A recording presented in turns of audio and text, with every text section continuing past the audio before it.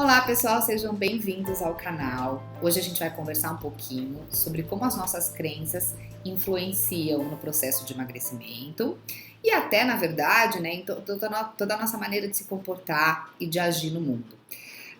Toda vez que a gente está olhando para um comportamento, a gente tem que ter essa noção de que ele é influenciado por várias coisas.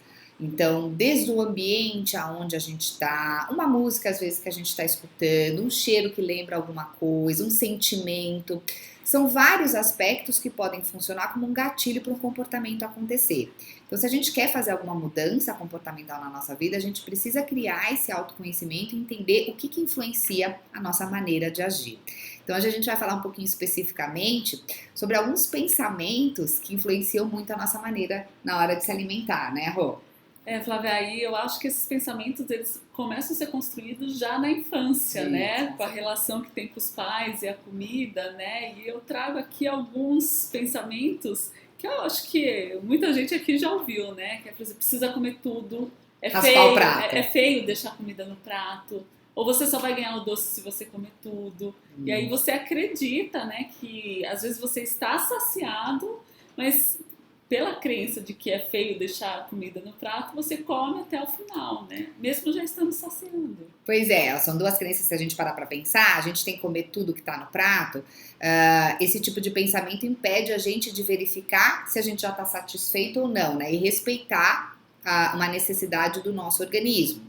O outro que você falou é a questão da recompensa. Exatamente. Então, se o doce ele significa um carinho, se ele está relacionado com um prêmio, com certeza na nossa vida adulta, se a gente não se der conta dessa conexão que a gente faz, quando a gente estiver triste, chateado, ou quando a gente tiver um dia muito cansativo, a gente vai buscar o doce como essa recompensa para a gente se sentir melhor. Né? E eu acho interessante que você falou dos nossos sinais de fome e saciedade, a gente já ter interferência quando criança, né? A mãe falando, olha, não importa se você já está saciado, você precisa comer tudo. E os horários também, né? Se a gente parar pra pensar, desde pequenininho a gente tem que tomar café da manhã, almoçar e jantar. Então a criança sabe que a hora de comer é aquela. A crença é, então na hora do almoço eu preciso comer. Então também não aprendo que eu preciso escutar qual é o que meu corpo está pedindo. Eu acho que outra crença que vem muito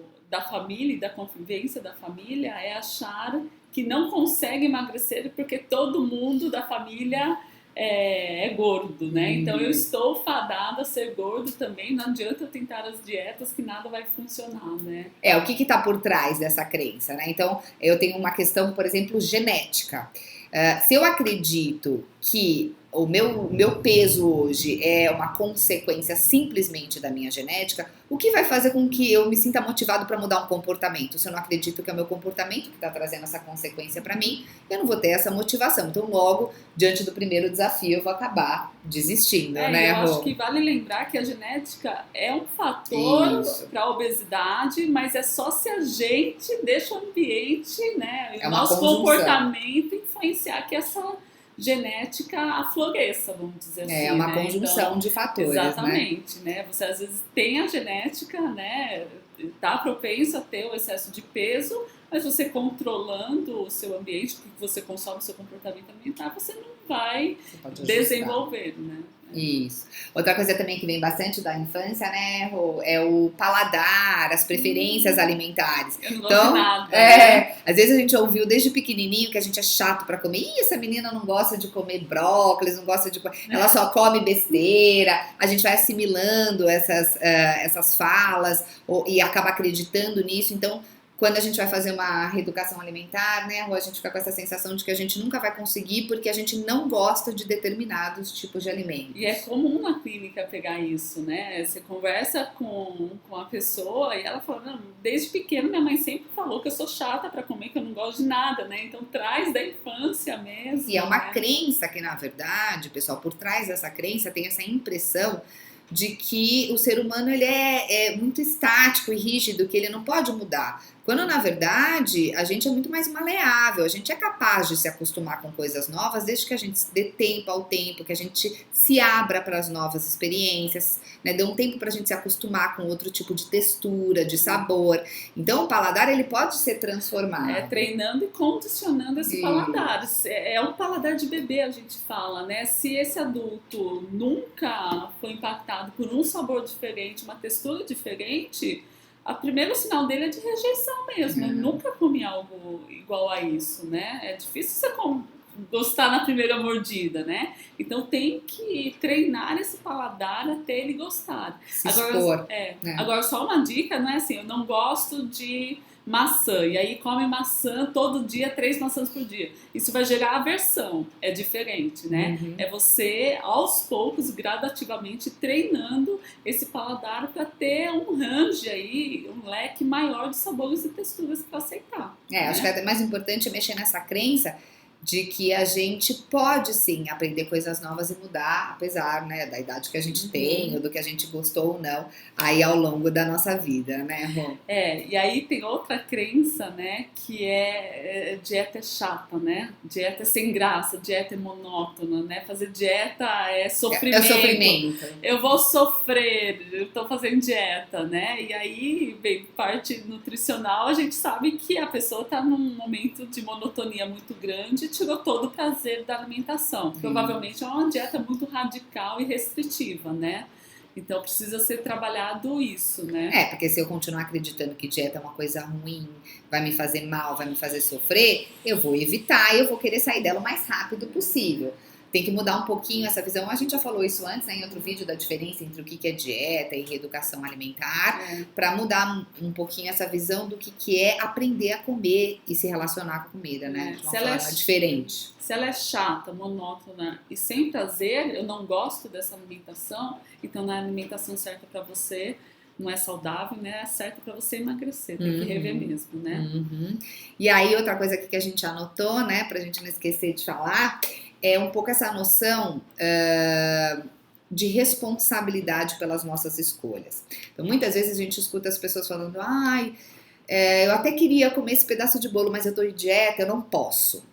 Eu queria comer pizza, queria sair pra comer pizza, mas eu tô em dieta, eu não posso. Que triste, todo mundo pode, menos eu. Às vezes dá até uma revolta, né? A pessoa se sente revoltada. Que todo mundo pode viver bem, menos a pessoa que tá em dieta. E essa crença, ela atrapalha muito o processo, porque faz com que a gente crie mesmo essa aversão, né? E não mostra pra gente que, na verdade, a gente é livre e tá fazendo uma escolha de mudar a nossa maneira de se alimentar. A gente pode tudo. A gente tem que decidir o que a gente quer pra nossa vida naquele momento. Então, acho que mudar essa frase do eu não posso comer esse chocolate e para se perguntar, será que eu quero comer esse chocolate nesse momento? Isso vai me trazer algo que me dê prazer, que me traga felicidade ou não, ele não é necessário nesse momento, mas é justamente mudando essa crença de que não é a dieta, algo que está fora da gente, que vai proibir a gente de se alimentar de uma determinada maneira, mas são as minhas escolhas que vão ditar a maneira como eu vou me alimentar. E eu acho que tudo isso que a gente está falando aqui culmina com uma coisa bastante importante, é que eu vejo a dieta e essa alimentação desse período somente com um objetivo, que é emagrecer. E a gente precisa mudar os nossos objetivos, tirar o peso da balança, né? E ver o peso das escolhas também, né? Eu preciso melhorar a qualidade da minha alimentação para que esse emagrecimento seja sustentável depois que eu chegar lá. Depois que eu chegar no peso, como que eu vou sustentar esse peso que eu cheguei? É uma outra crença que a gente não pensou, né? Se a crença for só, a dieta é só para emagrecer, aí isso acaba virando tão proibitivo e tão desconfortável que isso não vai ser levado a longo prazo. E é uma crença porque todo mundo já vivenciou dieta e só fez dieta para emagrecer. E a gente precisa mudar a chavinha desse pensamento. Verdade. Porque senão sempre vai repetir. Eu emagreço, eu pago de seguir essas regras, não sei como me alimentar, volto a comer como antes, porque eu não pensei no modo como me alimentava e volto a ganhar peso. Né? Tem até uma outra coisa interessante disso que você está falando, Rô, que a gente não tinha nem pensado antes, mas é que se eu vejo a dieta como uma proibição, o que vai ser o oposto, né? Qual vai ser a minha libertação? Talvez o oposto da proibição, que é o quê? Comer compulsivamente. E aí, às vezes, a gente também acaba indo nesse oposto por causa do que a gente atribui, né, a esse tipo de comportamento. Eu acho que o que todo mundo busca muitas vezes ou é um emagrecimento por si só, ou é a velha ideia de alimentação saudável, que não pode doce, não pode salgadinho, é o não pode, que isso também não é alimentação saudável, isso são regras de dietas, né? Então a gente precisa entender que a alimentação saudável, ela é uma alimentação equilibrada. Então eu não tiro nada da minha alimentação, né? Eu sempre gosto de falar que tem 2 níveis e uma linha imaginária. Então o que está em excesso, que são os doces, salgadinhos, tal, eu desço para essa linha imaginária, que é o equilíbrio. E o que está em falta, que normalmente são verduras, legumes, né? Eu subo para essa linha imaginária. E aí eu tenho o equilíbrio, né? Então eu tenho prazer ainda, eu tenho flexibilidade e eu me permito. E aí é sustentável, né? E é gostoso, porque eu tenho prazer ainda com a alimentação. E aí eu acho que pra gente terminar, eu acho que tem uma última crença que aparece demais e que a gente sabe que afeta muito num processo de mudança de estilo de vida, de relação com a alimentação, que é a sensação de fracasso. Então, aquela crença de que eu não tenho força de vontade, eu já tentei de tudo e não deu certo, eu não consigo levar nada até o fim, eu nunca vou conseguir emagrecer, né? Que é uma crença muito constante, né? E o que eu acho legal é que você fala que isso não é um traço de personalidade, né? A força de vontade, né? Fala um pouquinho sobre isso. Então, é que na verdade, pessoal, quando a gente fala isso, quando a gente fala eu não consigo, eu não dou conta, eu não tenho força de vontade, eu tô atribuindo a força de vontade à minha personalidade, como se isso fosse um traço de caráter e, portanto, isso é imutável. Então, ou eu tenho força de vontade, nasci com isso e dei sorte, né? Ou eu dei azar e eu não tenho força de vontade, ponto final, minha vida termina aqui. Então, essa crença, ela é muito fatalista e ela não ajuda a gente a se abrir para um processo de mudança. Quando, na verdade, pessoal, o que a gente observa, e algumas pesquisas até mostram isso, é que a pessoa que sente que tem controle sobre a própria vida, né, e consequentemente ela sente que ela tem força de vontade, ela não é que ela é uma pessoa que tem mais resistência à tentação do que as outras pessoas, mas ela é uma pessoa que se conhece mais e consegue se proteger de situações onde ela ficaria vulnerável. Então, a força de vontade, na verdade, é uma habilidade que a gente pode desenvolver ao longo da vida treinando.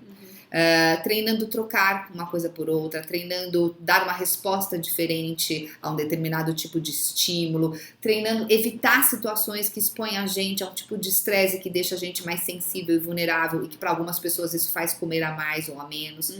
Né? Então a gente entender um pouco que isso é algo que pode ser praticado, que a gente pode colocar isso no nosso dia a dia e mudar sim a maneira como a gente funciona. Eu só acho interessante a gente voltar à questão do equilíbrio, porque o treinar e evitar situações, não é assim, eu tenho uma festa de aniversário e não vou mais, né? Isso é algo muito isso vai criar, agressivo, vai criar né? um sofrimento, isso não é tirar saúde. o papel social da alimentação. O isolamento não é sinônimo de saúde. Mas por exemplo, uma pessoa talvez convida, olha, vamos à churrascaria. Aí você convida, ao invés de ir no sistema de rodízio, que normalmente entra, eu vou comer de tudo, né, já que tá pago, eu vou sugerir um restaurante especialista em carne, mas à la carte, né? Que aí eu tenho controle da quantidade, né? Isso, né? Então gerenciar melhor a situação para ter um resultado mais tranquilo, mais equilibrado. Exatamente. Muito bom, né? É isso, muito legal. Então a gente queria agradecer vocês estarem aqui assistindo. Se vocês gostaram do vídeo, deem um like, compartilhem, deixem seus comentários, dúvidas e até, né, no próximo vídeo. Tchau, e a gente pessoal. se encontra. Até mais.